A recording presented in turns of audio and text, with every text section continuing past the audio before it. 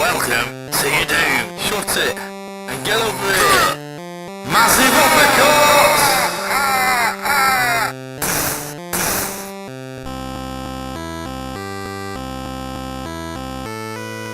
Hello and welcome to the JabJab Show. Now, before I begin my review, I'd just like to say I'm wanting this channel to grow, my channel to grow. So I've been doing a bit of researching, bit of strategizing, reading, all the rest of it, to see how I can improve things. And so the last few days, that's what I've been doing, and so on, as well as like making like doing work on what I'm doing. Don't stop panicking now, because I'm not going to start reviewing soup or say tiles. I'm not got nothing against soup or tiles. So any of you soup enthusiasts, you can leave your comments out, if you will. I'll still be still the same criteria as before, just old and new films as well as retro games. So I'm just rethinking a few things, certain things. So let me know how you feel it's all going and what have you. So I just want to get that out there right now. So that's what I've been doing. So like I say, in order for my channel to grow and get better at what I'm doing, because I said my first video I posted, I'm a work in progress. My channel's a work in progress. So every now and again I like to just rethink certain strategies and whatever that I have. Okay, now let's get on with it. Okay, this is a review for Blair Witch Project. So yeah, I've got the video, X-Rental video, and also the DVD. It is available on Blu-ray, but I was using these for the review. Basically watched the film on VHS, and just because that's how I remember watching on home video back in the day and so on. And also the DVD just for the extras. It's got a lot of extras on there, like basically the commentary. On the VHS tape, I just like to read, because I read down here. Basically, you've got trailers on there, which was the style at the time. So for all you who wanting to know, the trailers on this video, The World Is Not Enough, the Bond film, and with that you can either rent the video or buy the DVD. There's two options there. Then there's an advert for a toffee crisp chocolate, which I do vaguely remember back in the day. This advert. Some of Sam, the film, Spike Lee film, Adrian Brody and John Leguizamo, Pushing Tin, John Cusack, Billy Bob Thornton, Angelina Jolie, and so forth. And Kevin's Guide to Being a Teenager. So, it's a video. Basically, it's Harry Enfield. He's a comedian who plays a lot of sketches involving characters. One of his characters is Kevin the Teenager. Very funny. Not seen the video, but it's been advertised here. Maybe I'd like to buy it on eBay or whatever. I don't know how much it goes for. Anyhow, there's got a trailer for Sleepy Hollow, the Tim Burton film. Jonathan Depp is in that one with Christina Ricci. Then there's a mention of a short film at the end of the film called Horsehair, which is a kind of dark horror comedy kind of thing. I've watched it. That's came out in 1998. Then it's got some trailers for the films coming out of the cinema. It's got Stir of Echoes, Kevin Bacon.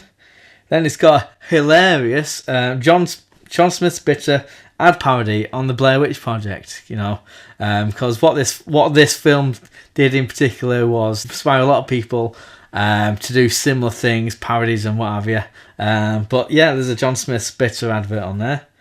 Then there's a coming soon stinger for Blair Witch Project 2. And then there's then that's it. Then the film itself.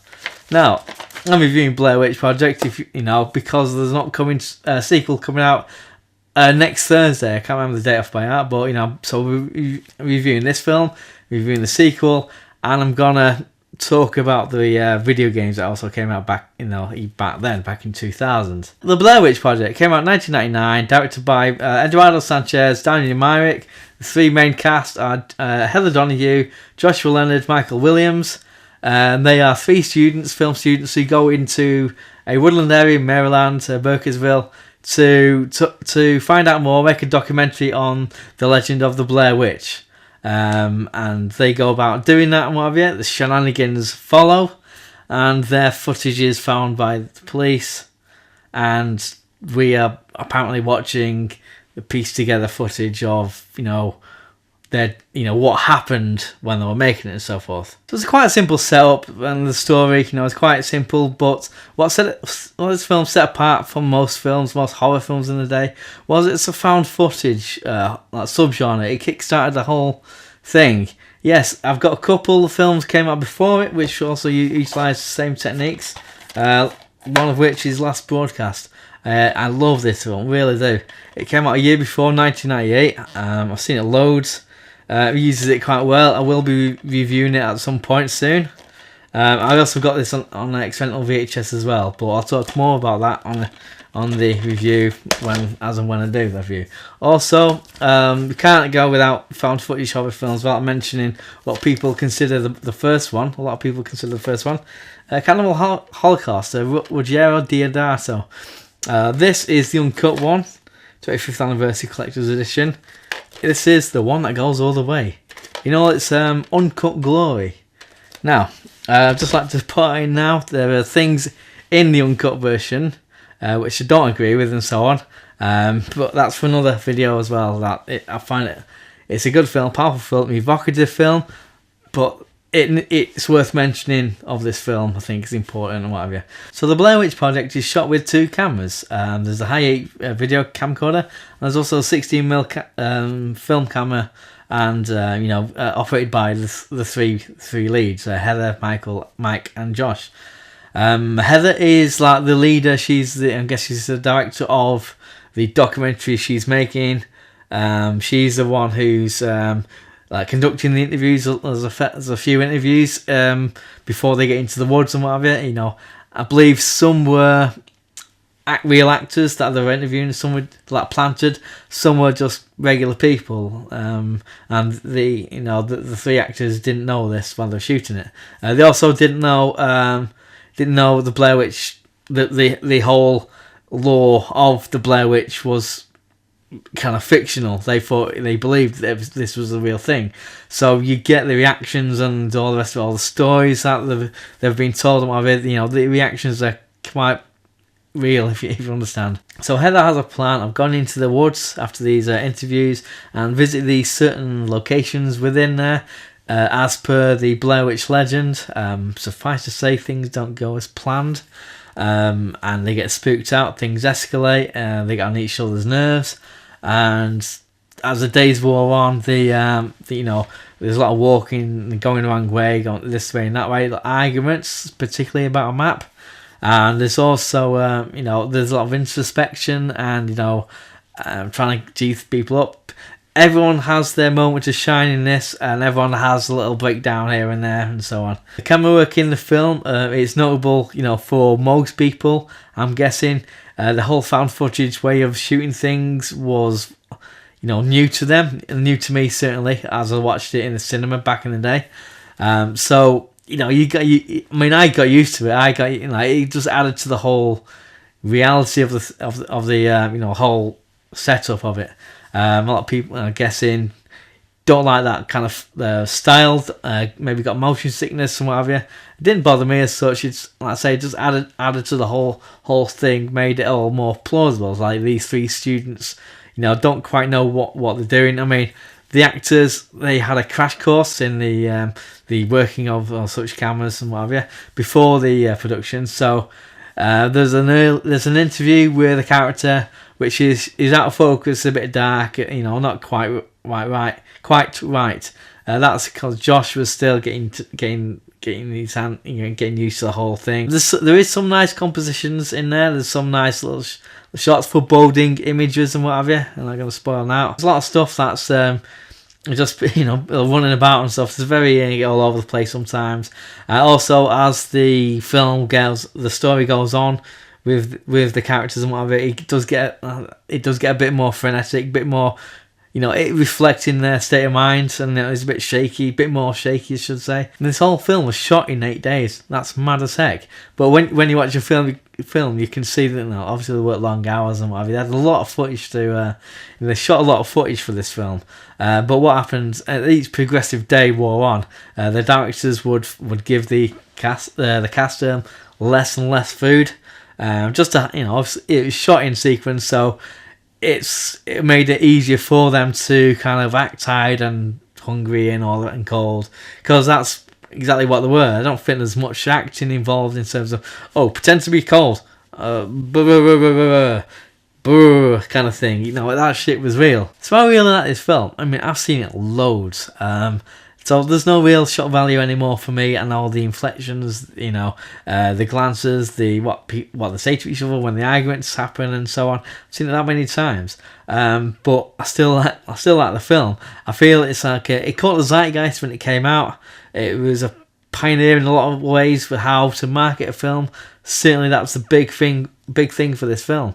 I mean, Last Podcast came out the year before, and it did a few firsts of its own. You know, I'll go on about that in another video.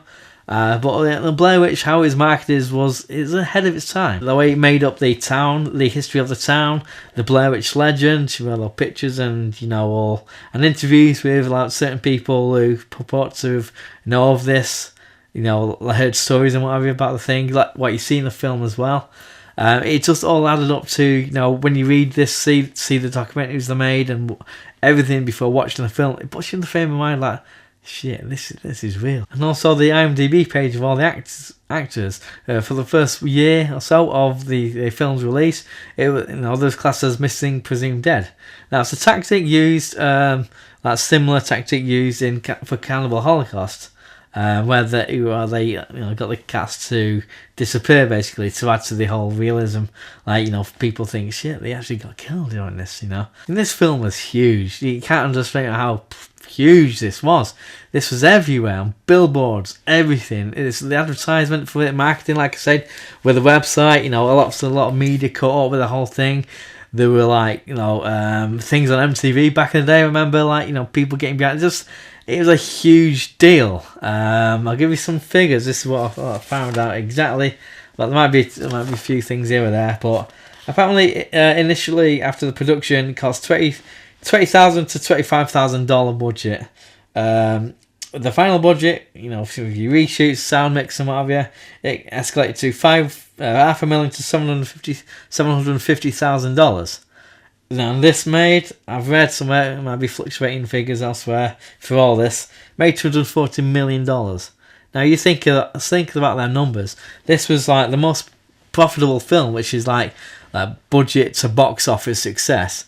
This is the most profitable film until the first Paranormal Activity came out. So what also sounded really, really effective was the fact that towards the end there's the fact they're using two cameras. There's a high-end video camera and one character's using that.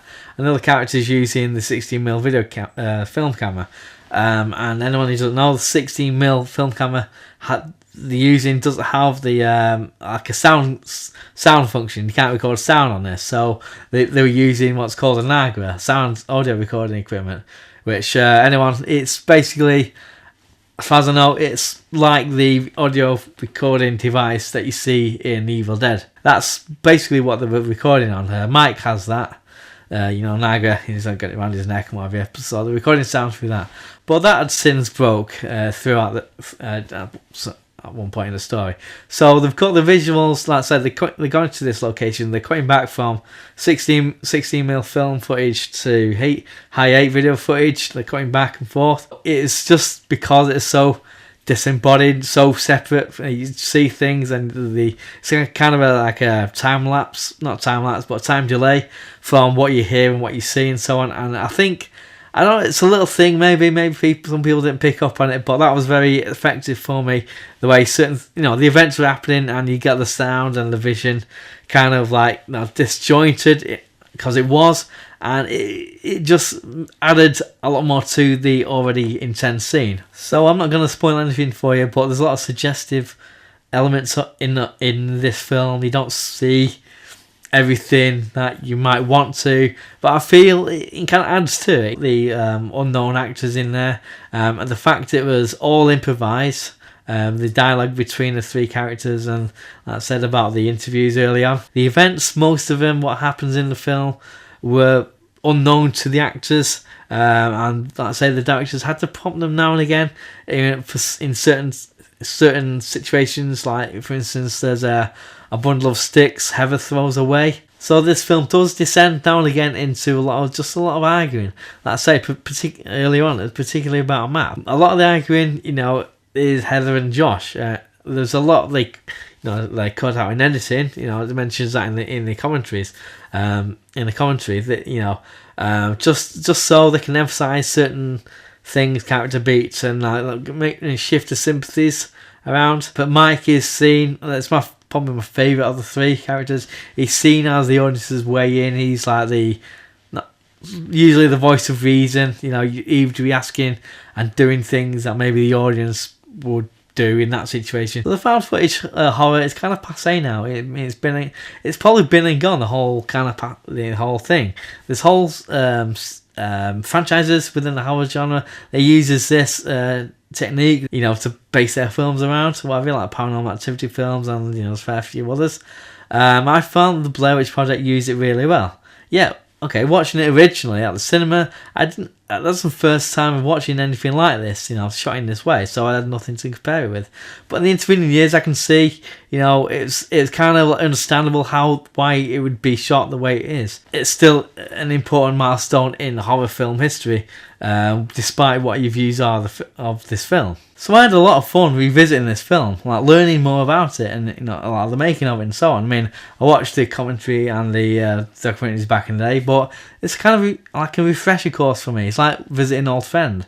So I feel, I don't know, maybe because the Nightmare on Elm Street franchise, the series, and the Friday the 13th series and so forth, they have had new generations discovering those films. You got reboots, remakes of certain horror films or whatever, but the original series, they've been kind of seen by a younger generation. Is there anyone out there who is watching the Blair Witch Project now who wasn't even born when it came out? What do you think about it? Just let me know, because it's impossible for me, like I said before, I've seen it so many times, it's impossible for me to look at it with a fresh pair of eyes. So that's my opinions. What's yours? Yours. Let me know how you feel like my videos are going. Like I say, I'm coming up with new strategies and what have you. I'd just like to have some constructive criticism perhaps, and just let me know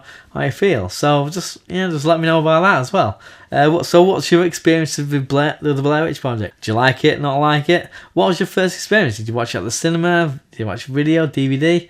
Or have you not even watched it and you feel like this is something I want to watch now? I'd say give it a go. Let's see what you reckon. Let me know. Are you gonna watch a new film? Like I say, I will be reviewing the sequel, also looking at the Blair Witch PC games and can I get them to work. So like, subscribe, comment down below. I'm talking about a rude bit. I'm not pointing there. I'm pointing at the comment section. And tell your friends and everything. And like the new Cyrus says, send the word. 9, 8, 7, 6, 5, 4, 3, 2, 1.